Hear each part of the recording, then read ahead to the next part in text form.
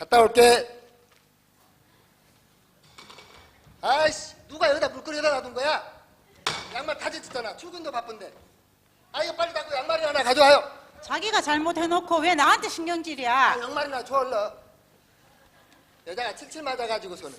나도 바빠 죽겠는데 왜 나한테 신경질이야? 짜증나게. 아니 지금 너는 지금 하늘 같은 남편한테 말하는 행동 이것이 무엇이냐? 출근하는 남편 재수 없이 나쁘다게다가 화장만 한다 하지 말고 이 꼬라지는 것도 꼬라지. 하여간 아침마다 조용할 날이 없네. 아빠 늦었어. 빨리 가요. 아이고 저것도 말한 거속 치고 애미 떡 닮아가지고.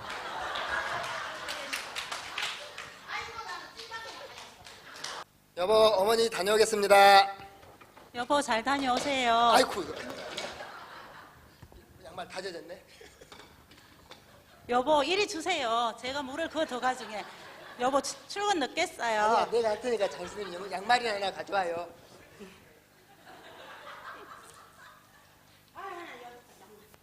아이고 내 잘못이다.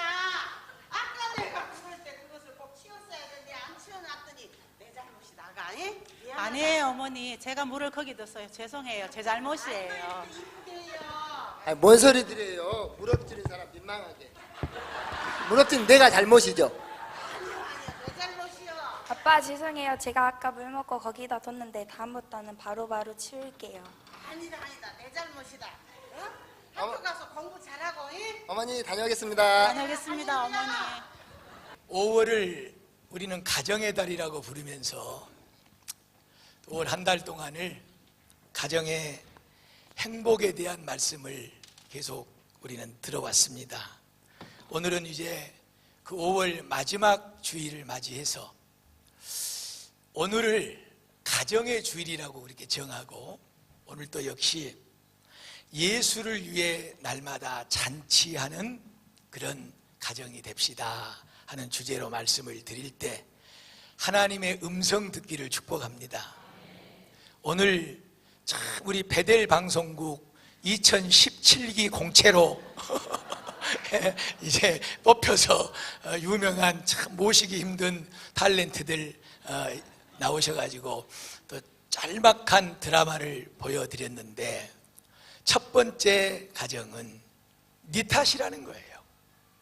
네가 너 때문에 그렇다는 거예요. 왜 물그릇을 거기다 놔뒀냐? 남편한테 아침부터 그것이 지금 재숫다가리 없이 뭔 짓거리냐? 나쁘다게만 칠하지 말고 하여튼 전부 네 탓이라는 것이죠. 네 탓. 두 번째 가정은 아니다. 내 탓이다.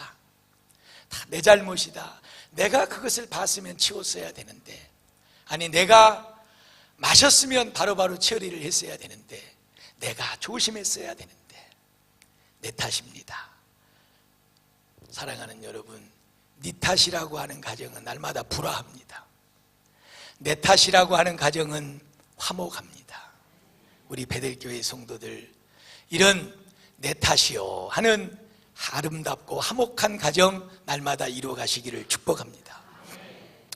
오늘 여러분들에게 이렇게 짤막하게 보여드린 이 드라마 안에서 또 다른 한 가지를 말씀드리려고 하는 것이 바로 오늘 말씀의 주제가 되는 것인데 지금 등장한 이 가족 드라마 안에는 3대가 나왔습니다. 할머니가 나왔고 또 아버지 어머니가 나왔고 그리고 학생인 딸이 나왔습니다. 요새 세상에서요 이렇게 3대가 모여 사는 가정을 찾기가 참 어렵습니다. 뭐 네 탓이다 시끌벅적하고 아니 내 탓이다 웃고 감사하고 이런 걸 떠나서 3대가 모여 사는 가정을 찾아보기가 여간 힘들다. 3대는 고사하고 2대 자식하고 부모하고 사는 2대가 사는 가정도 오늘 우리가 사는 이 세상에서는 상당히 드뭅니다. 아이들이 어리거나 그리고 이제 중학교, 고등학교를 다녀야 2대가 모여 삽니다. 그런데 요새는 자식들도 잘 낳지도 않고 그리고 또 결혼도 잘 안 하려고 해서 이미 2대가 모여서 사는 가정을 그렇지 못하는 혼자 살거나 부부간에 살거나 자식들만 살거나 이런 가정들이 초월한 지가 이미 오래됐어요. 가족 구성원이 이미 붕괴될 만큼 돼버렸다. 그래서 어떤 가정학자는 핵가족이라고 하는, 가족들이 막 분열을 해서 나뉘고 나눠서 그렇게 살아가는 이 핵가족이라고 하는 단어를 잃어버린 지 우리는 이미 오래됐고, 이제는 가정의 붕괴의 시대를 살고 있다. 나누어진다는 의미보다도 더 아픈 말이에요. 가정이 무너지고 있다는 거예요. 가정이 붕괴되고 있다는 거예요. 찢어지는 것 때문에, 각기 나눠져서 홀로 살아가는 것 때문에. 어떤 이유에서든지 이 가정 구조가 깨지고 부서지는 가운데 아픔을 가지고 있는 가족들이 40% 이상이 됩니다. 그러면 그런 가정들이 어떤 가정들이냐 그러면 미혼모에게서 태어난 가정이죠. 결혼하지 않고 어쩌다 하여튼지 간에 상황을 접어두고라서도 미혼모에게서 아이가 태어난 거예요. 그래서 버려지지 않고 다행스럽게 엄마가 그 아이를 키우는 가정 대단히 많습니다. 얼마 전에 신문을 보니까 그러기 때문에 이제는 우리 한국 교육이 어렸을 때부터 이 성적인 문제에 대하여서 정확하게 바르게 가르쳐야 되는 그런 시대가 도래했다. 우리가 불과 5년, 6년, 10년 전에 학교에서 성교육을 시킨다 이렇게 나왔을 때는 아이고 애들한테 무슨 그런 성교육을 시켜가지고 알지도 못하는 아이들에게 미리서 그런 거 가르쳐 줘가지고 더 분란만 일으키고 말썽만 피우게 만들지 말고 이런 주장들이 많았습니다. 그러나 이제는 엄마 아빠가 가르쳐 주지 않아도 유치원생만 돼도 초등학교 저학년만 돼도 이성적인 문제에 눈을 떠서 아이들이 이미 육체적으로 신체적으로 우리 어른들이 생각하는 것보다도 상상을 초월할 만큼 많이 넘어가 있다는 거예요. 그러니 이제는 정확하게 학교에서 교육을 하자.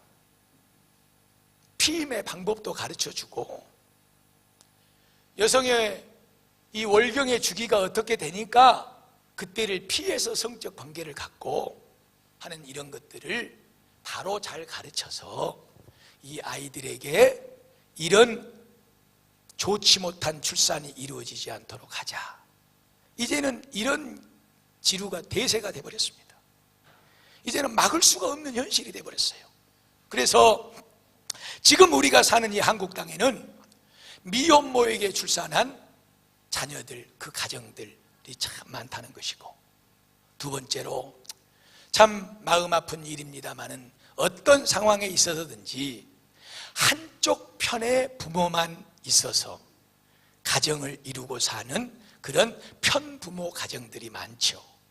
아버지만 있다든지 어머니만 있다든지 미리 돌아가셨을 수도 있고 또 가정이 나뉘어졌을 수도 있고, 이런 가운데서 가정을 이루고 우리가 일반적으로 생각하는 그런 엄마 아빠가 있고 자식들이 있고 또 할아버지 할머니가 있는 이런 일반적인 생각의 가정이 되지 못하는 이런 가정들이, 반쪽짜리 가정들이 상당히 많다.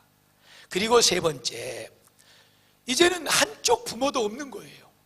미혼모라고 아빠 없이 어쩌다 실수로 출산을 했기는 했지만 그래도 엄마가 있잖아.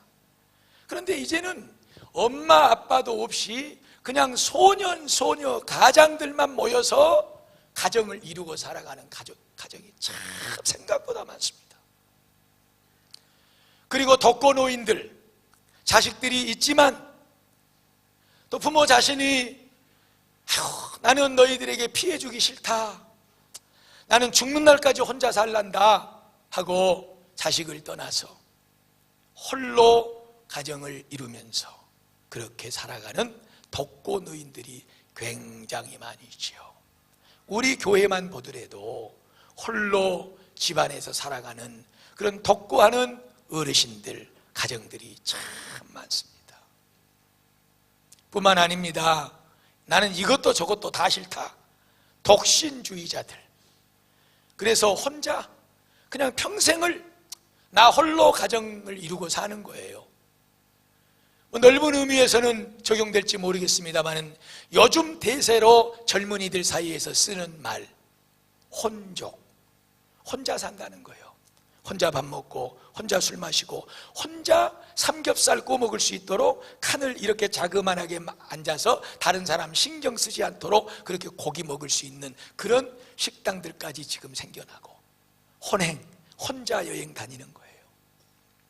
물론 부부가 있어도 가족이 있어도 혼자 먹을 수 있고 살 수 있습니다. 그러나 그런 의미를 넘어서서 나는 가정을 이룬 거 사는 자체가 싫다. 그래서 독신을 주의하고 그렇게 죽는 날까지 홀로 사는 그런 가정이 상당히 많다. 어찌 이것을 가정이라고 말할 수 있을까? 그러나 우리는 그것이 혼자라고 하더라도 이미 이 시대가, 세대가 그런 흐름을 타고 변해왔고 돌이킬 수 없는 현실 안으로 우리는 들어서 있는 것입니다. 더 엄청난 가정에 대해서 말씀을 드릴까요? 남자와 남자가 결혼을 하고 살면서 남이 난 자식들을 데려다가 내 새끼다 하고 입양해서 한쪽 남자는 마누라가 되고 한쪽 남자는 남편이 되고 입양한 아들에게 남자가 엄마가 되는 거예요. 남자에게 엄마라고 불러야 되는 거예요. 물론 반대의 상황도 있죠.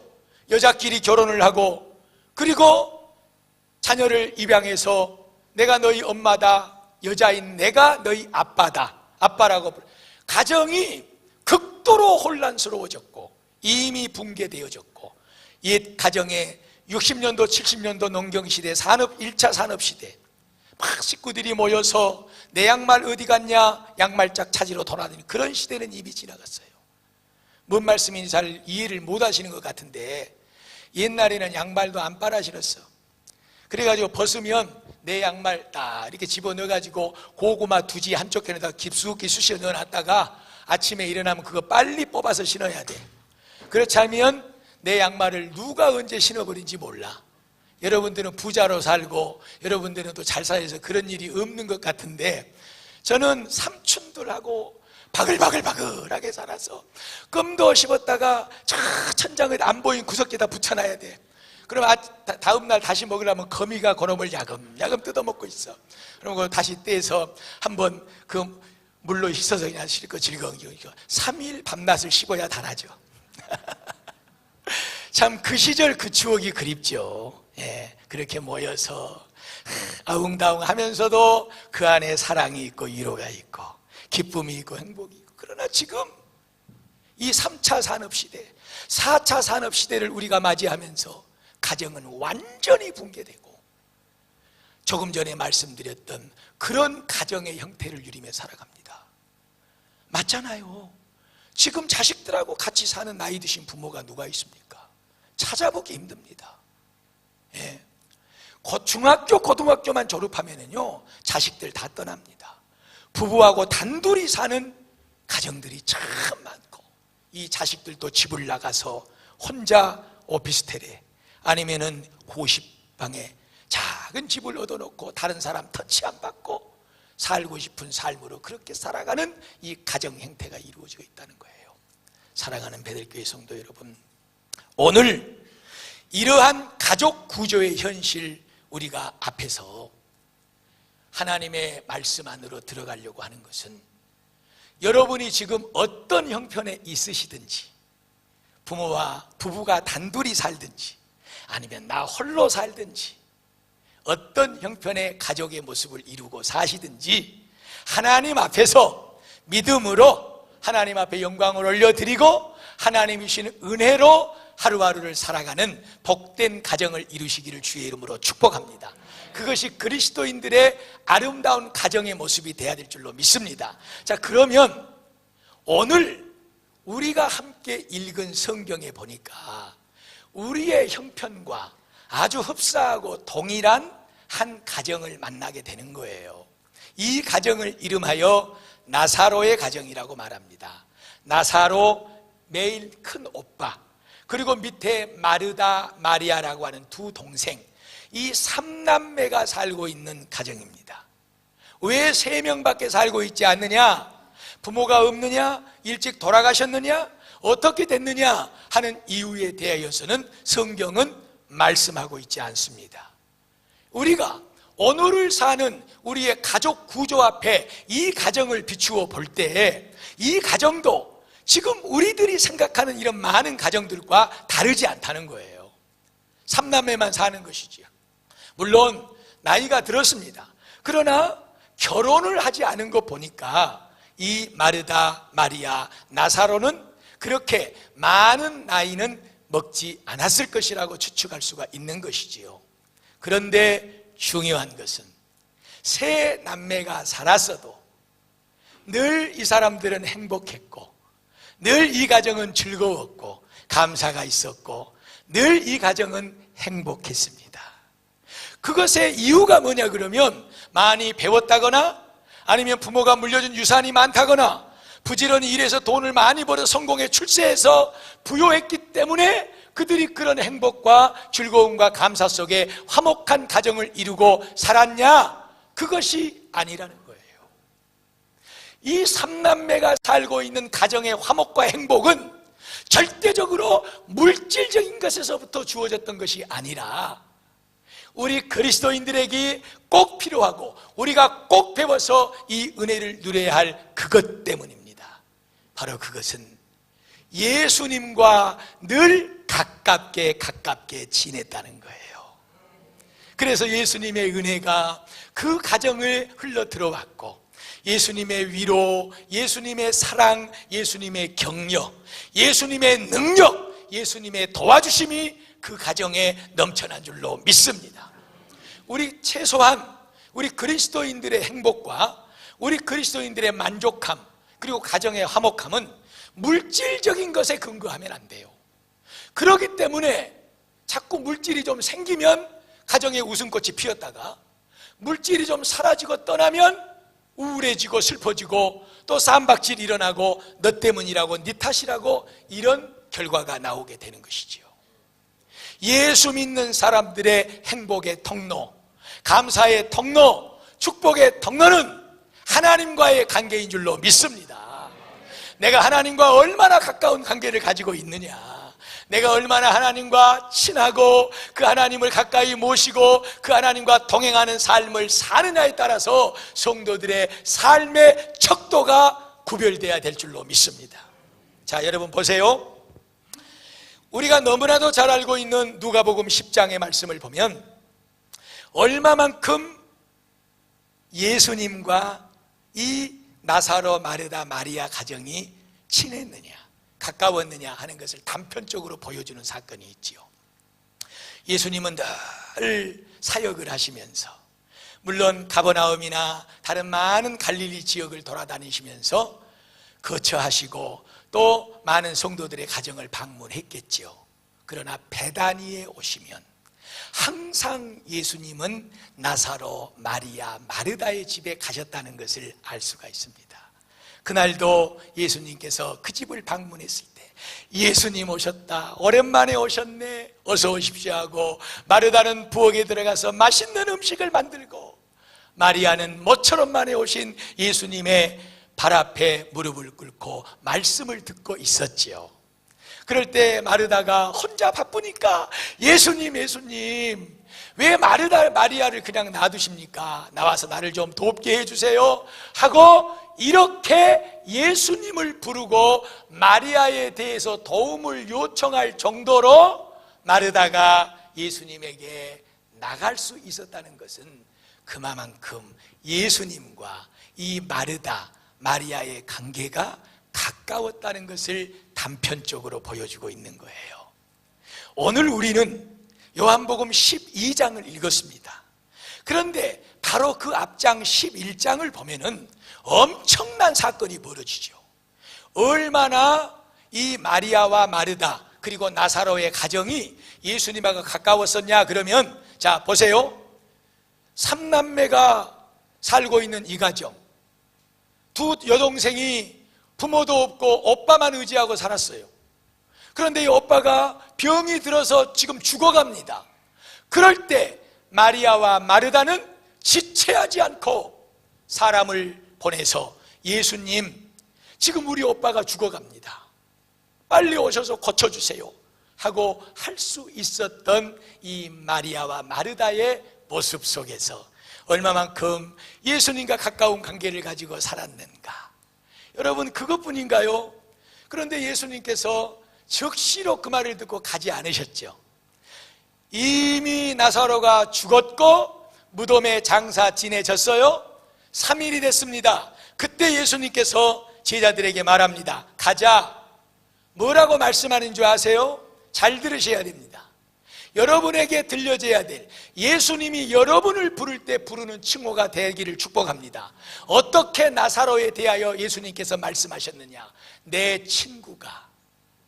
지금 죽어서 이미 무덤에 장사된 나사로를 뭐라고 주님이 부르시느냐? 내 친구가 잠들었다. 내 친구를 깨우러 가자. 나사로를, 죽은 나사로를 친구라고 부르시는 거예요. 가자. 가셔서 울고 있는 그 마르다 마리아를 위로하시고, 네가 하나님의 능력을 믿느냐? 부활을 믿느냐? 예, 믿습니다. 나사로야, 일어나 나올지어다. 나사로를 살려내신 이 주님의 능력이 바로 이 마르다와 마리아, 나사로의 가정에 일어난 사건입니다.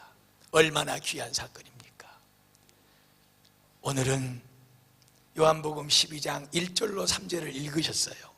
그 내용은 이제 6월절이 6일 앞에 남았어. 그래서 예루살렘 성전에 가서 6월절을 지켜야 될 그때 엿새를 앞에 두고 예수님이 쭉 또 전도하시다가 베다니에 오셔서 이제 또 다른 집으로 가시지 않고 이 나사로, 마리아, 마르다의 집에 오신 거예요. 그럴 때 이 집에 잔치가 벌어졌는데 오늘 1절에 보니까 잔치의 이유가 있죠. 무엇 때문에? 죽은 나사로가 살아나서 그것을 축하하고 그 살려내신 예수님이 오셨어. 그 예수님 앞에 감사를 드리기 위해서 이 나사로의 집에 지금 잔치가 벌어진 거예요.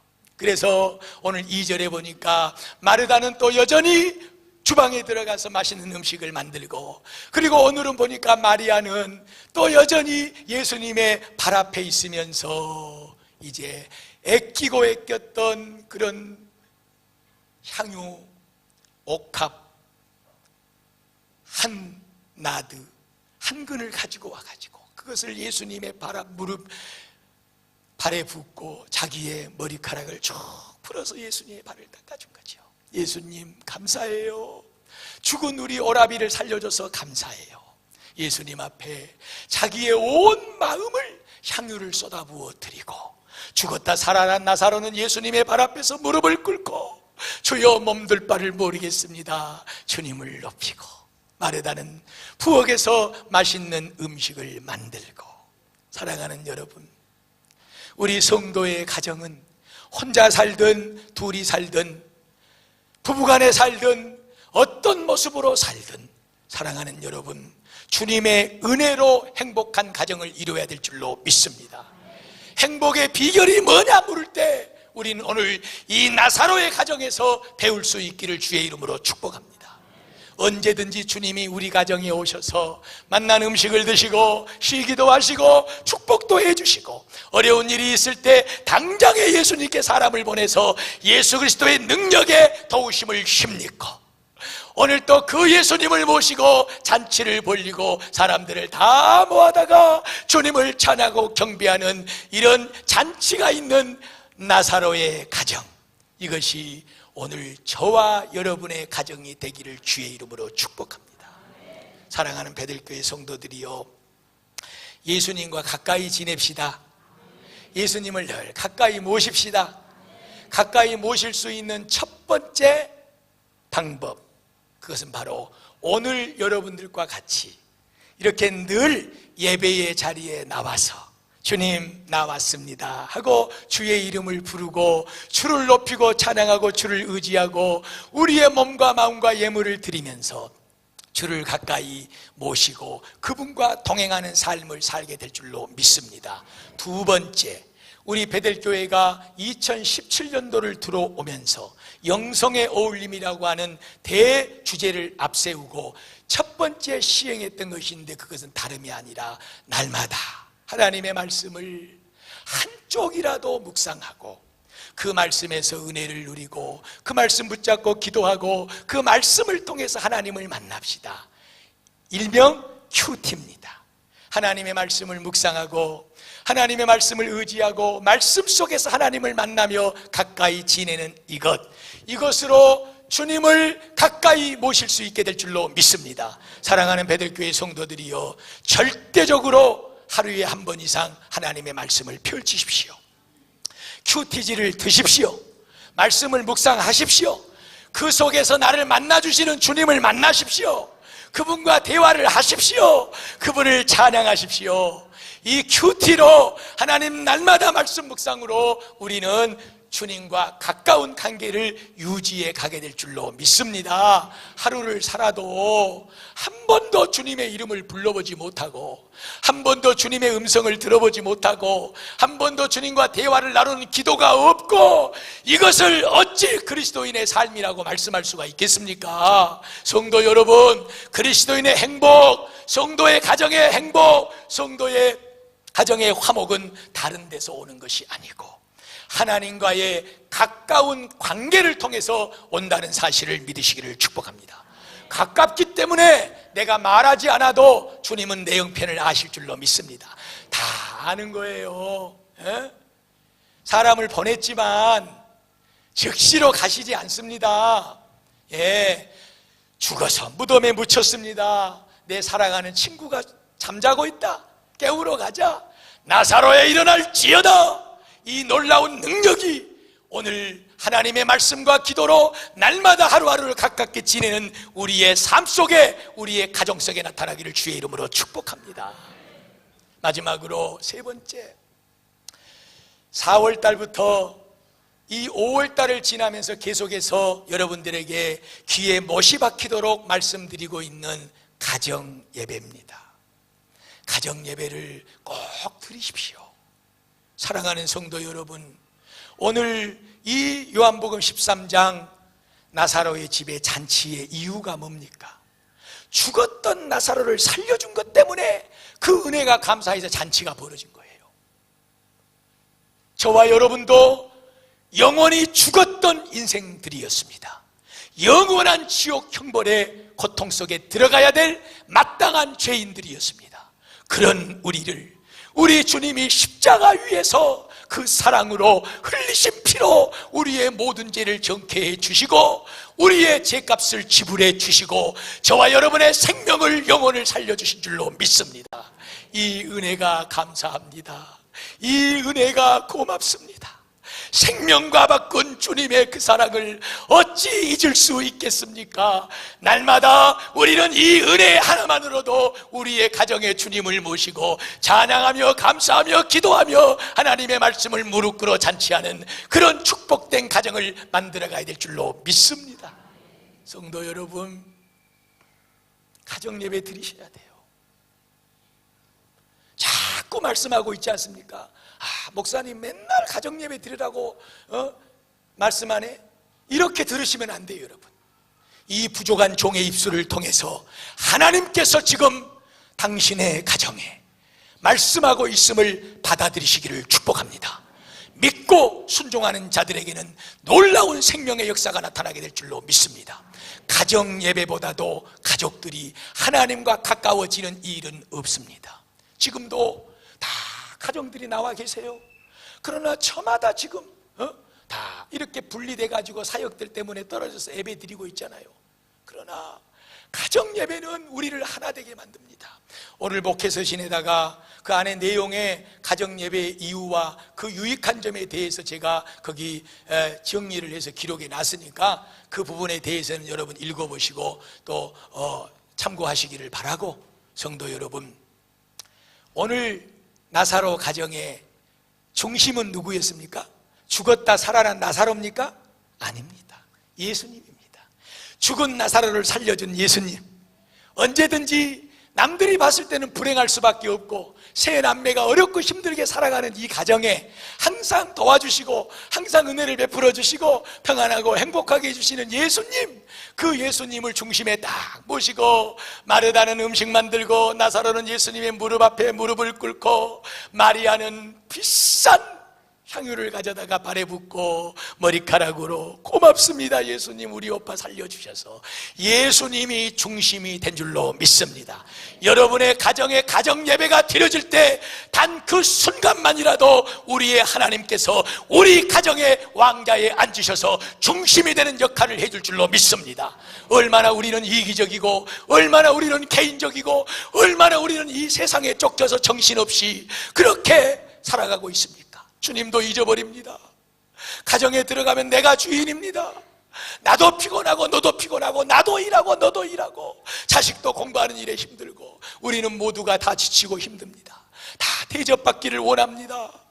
그래서 우리 가정은 정말로 힘들고 어려운 때를 살아가고 있는 성도들이 많습니다.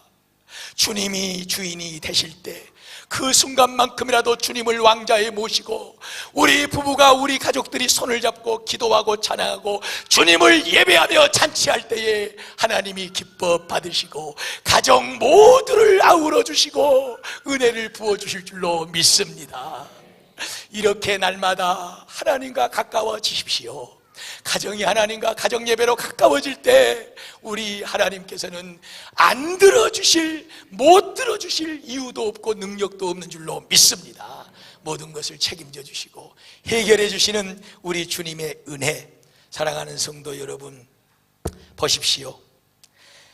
이 나사로와 마르다 마리아의 집에서 지금 잔치가 벌어지고 있는데요, 얼마나 사탄이 역사하는지 모릅니다.